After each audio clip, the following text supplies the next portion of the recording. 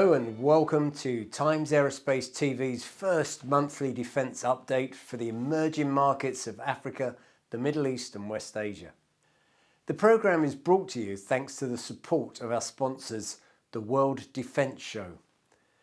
Well, our specialist defence team from Times Aerospace magazines across the regions will be looking at the news and also giving their own take and input on the announcements or the speculation.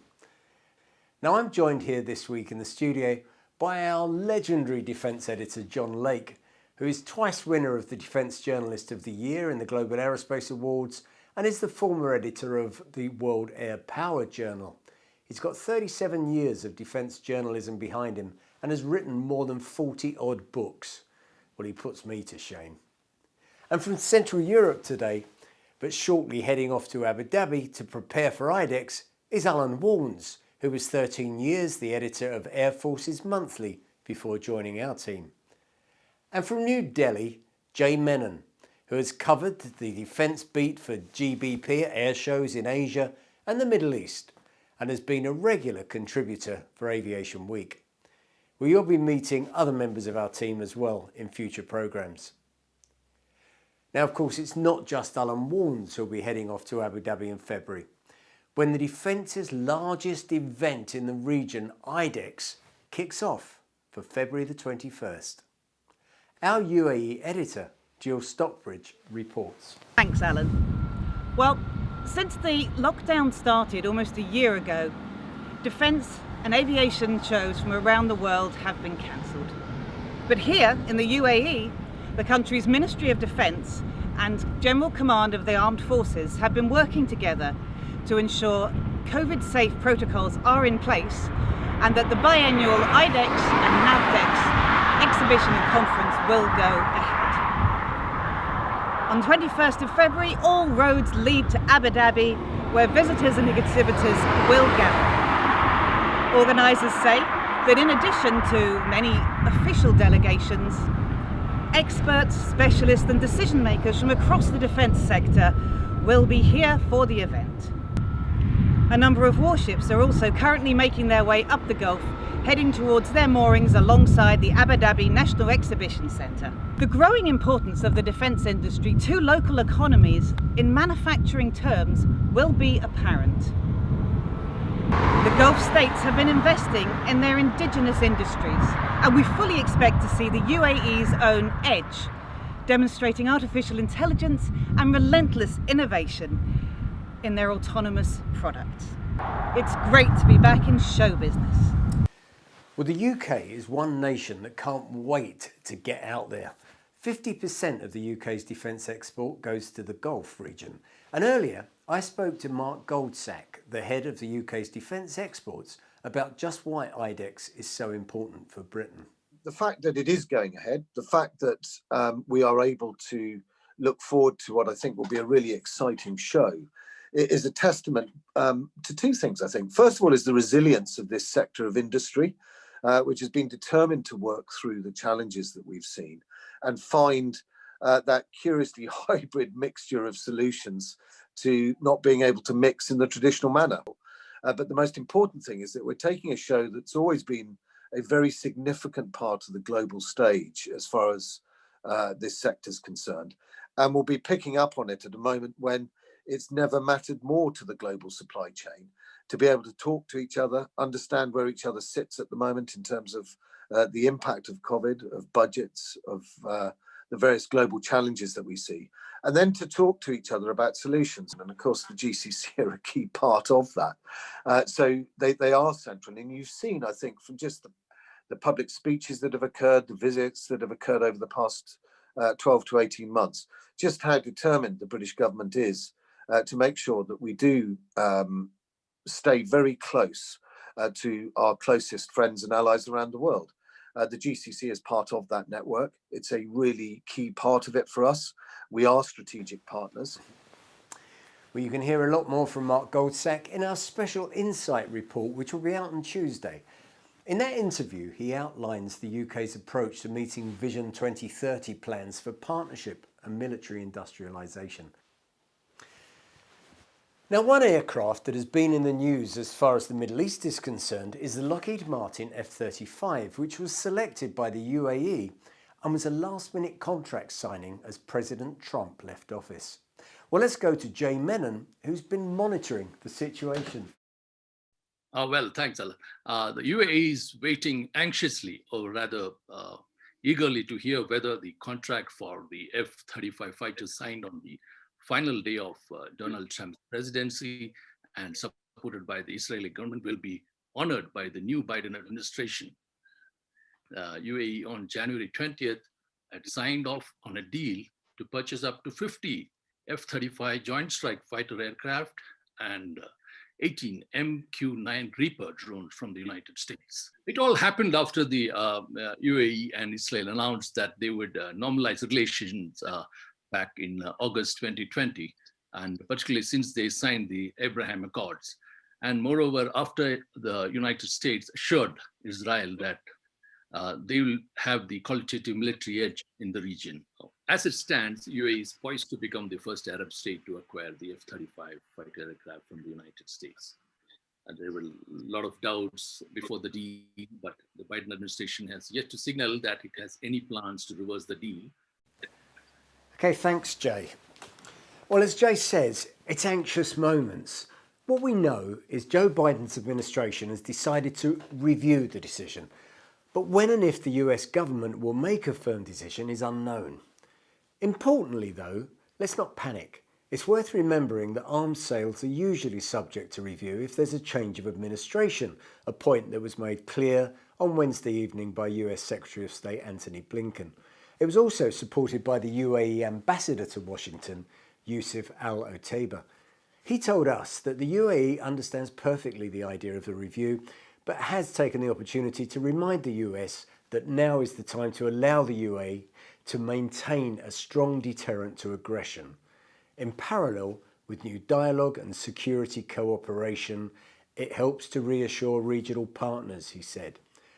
And although Israel has supported the bid, there's a strong lobby in the States against the sale. So, John, what's your view? The key thing on this is I don't personally think that the UAE are going to be allowed to acquire the F-35 at this point in time. There's simply too much opposition from certain lobby groups in the US. If they do get it, then the floodgates will be opened. It will be just like when Bahrain got AMRAAM. Once a new game-changing capability is introduced into the region, inevitably there will be proliferation. And there's no way on earth that the Saudis, particularly the Saudis, won't also want that kind of penetrating, stealthy capability. Well, meanwhile, Qatar has been strengthening its fleet. And John, you can tell us the story on that. I've never seen an expansion like this. The incredible expansion programme that the Qatar Emiri Air Force is currently undertaking has been probably the most dramatic procurement I've seen in the 36 years that I've been writing about military aviation. Qatar operated what was once one of the smallest air arms in MENA with a frontline strength of just 12 Mirage 2000 air defence fighters, and these were augmented by a handful of Alpha jets used for close air support. The current expansion will see the eventual acquisition of 96 top-of-the-line multi-role fighters, F-15s from Boeing, Eurofighter Typhoons from the UK. That's a tremendous boost in capability on an individual aircraft level, and it's an 8-fold increase in frontline strength. At the end of December, Qatari Rafales began air-to-air refuelling operations with US Air Force KC-135 Stratotankers. Now that was the first ever joint US-Qatari in-flight refuelling mission that was mounted over Qatar. It's been an interesting decade. 10 years back, Qatar was one of a number of GC states that adopted a more robust foreign policy and a much more international outlook, perhaps partly in response to the US Obama administration's pivot to the Pacific. This led to a US expectation that its Gulf allies would shoulder a greater share of their own defence. In Qatar, There was an aspiration for a larger, more impressive air force, and one that had expeditionary capabilities and that would be able to take part in US or NATO-led coalition operations in a much more meaningful way. In 2011, it became the first Arab state to join Odyssey Dawn, the Allied effort to stop the bloodshed in Libya. Qatar dispatched 6 of its Mirage 2000s to the airbase in Crete, from where they flew alongside French Mirage 2000s on combat air patrols to enforce the NATO-led no-fly zone over Libya. Now, even before this, Qatar had already started assessing potential replacement for these Mirage 2000-5s. It evaluated the Lockheed Martin F-35 Lightning II and the Boeing FA-18EF Super Hornet, as well as the 3 aircraft types that it actually went on to purchase: the Eurofighter Typhoon, the then McDonnell Douglas, now Boeing F-15E Strike Eagle, and the Dassault Rafale. In May 2015, Qatar signed a $7.7 billion Memorandum of Understanding for 24 Rafales, 18 single-seaters and 6 two-seaters from Dassault. Now, Dassault formally handed the first of these aircraft over to Qatar in a ceremony at Mérignac, southwest France, where the aircraft are built just about 2 years ago next week. Qatari pilots continued to train on the new type in France before the first 5 Rafales were delivered in June 2019, and by February 2020 there were 23 aircraft in country, 5 two-seaters and 18 single-seaters. The replacement of 12 ageing Mirages by the Rafales would have been a major boost to any air force, but 12 more Rafales are due to be delivered by the end of 2022, and 2 further fighter aircraft types are due to be introduced in the form of the Boeing F-15 QA Advanced Eagle and the latest version of the Eurofighter Typhoon. Thanks, John. Well, now guys, I'd like to look at India. There was celebration in the defence industry in India this month with HAL, that's Hindustan Aeronautics, at long last getting the green light for the country's first indigenous fighter jet. Jay Menon is in Delhi. So Jay, this is good news, right? As you rightly said, finally, it has been done. In a boost to India's fledgling domestic aerospace system, the country's Cabinet Committee on Security early this year cleared a $6.7 billion deal for 83 light combat aircraft, Tejas Mark 1A. This will, to a certain extent, greatly help stem the fast depleting number of fighter squadrons in the beleaguered Indian Air Force. And signing of the contract for the aircraft remains to be done, but the first Tejas Mark 1A is expected to be delivered 36 months after signing the contract.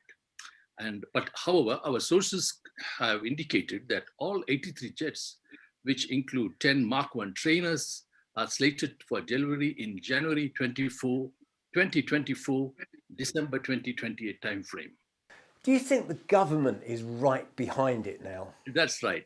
As the Defence Minister Rajnath Singh rightly pointed out, the deal will be a game changer for self-reliance in India and would act as a catalyst for transforming the domestic aerospace ecosystem in the country. Okay, thanks, Jay. Alan warns, does this change the dynamics in the region? And what's the thinking about the Tejas? How good is it? Well, it's not before time that the Indian government has shown this support for the programme. I remember seeing the LCA at Bangalore in 2001, just after its first flight. It's been a long haul since then, with the aircraft plagued by so many faults. But I do take my hat off to the Indian government in persevering an aircraft that started its development in the early 80s. Thanks, Alan.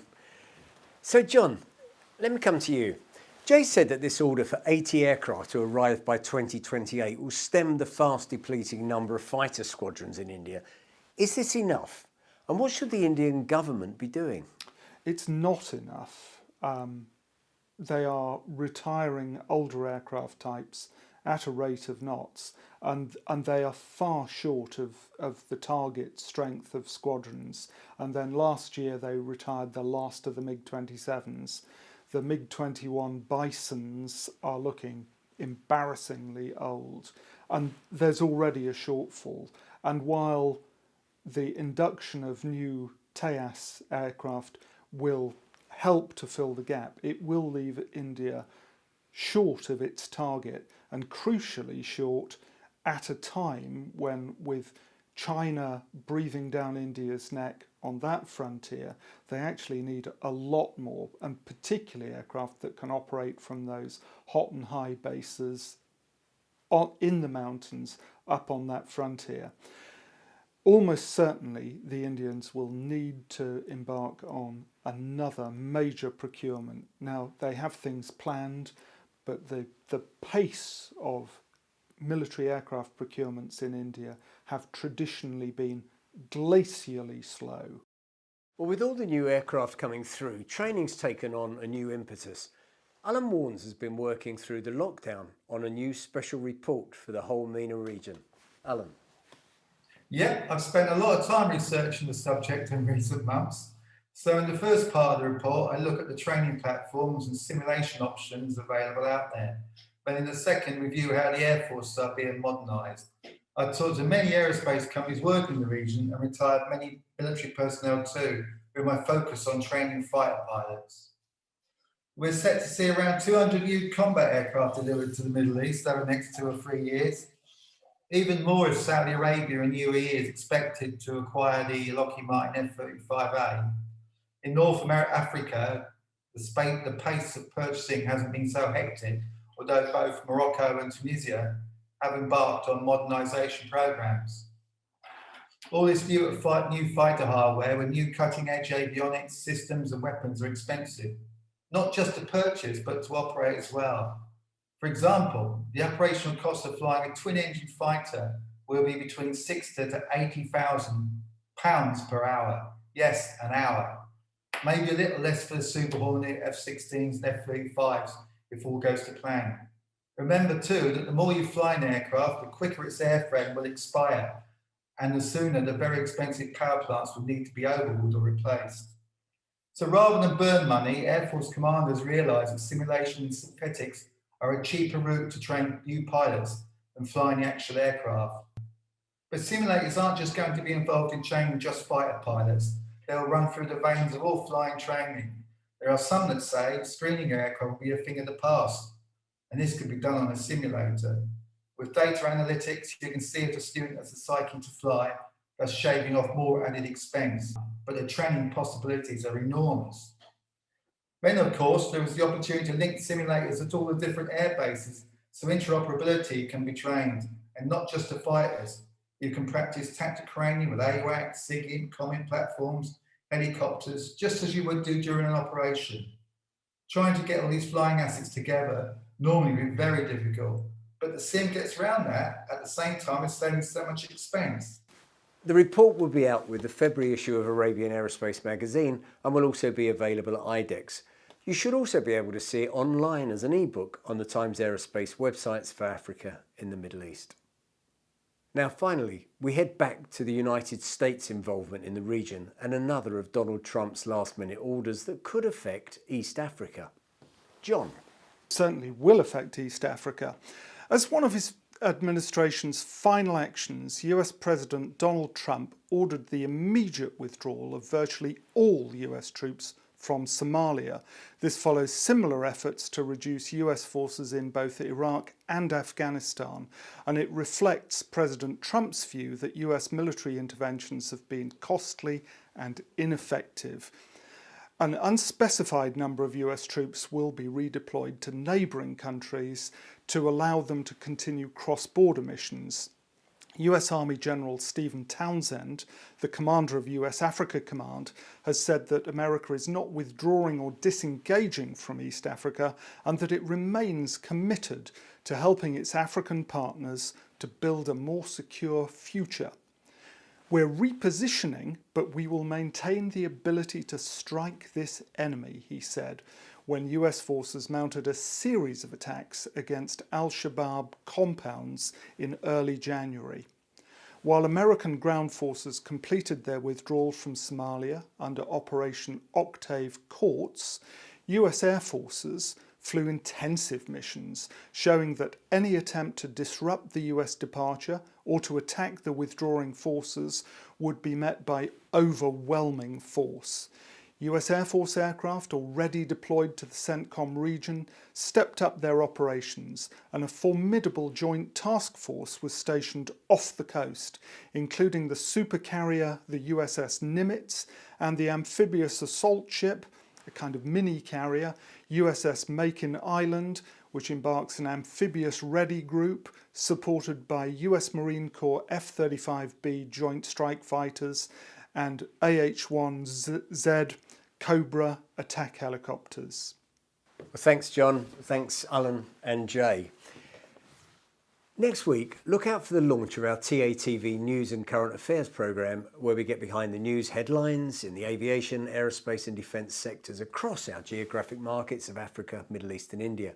And don't forget to catch that special insight programme from the UK government's exports team next week on their future defence strategy for international collaboration. Well, thank you for watching. We'll be reporting next month with the overview of IDEX and getting the thoughts of our team of specialists. Until then, goodbye.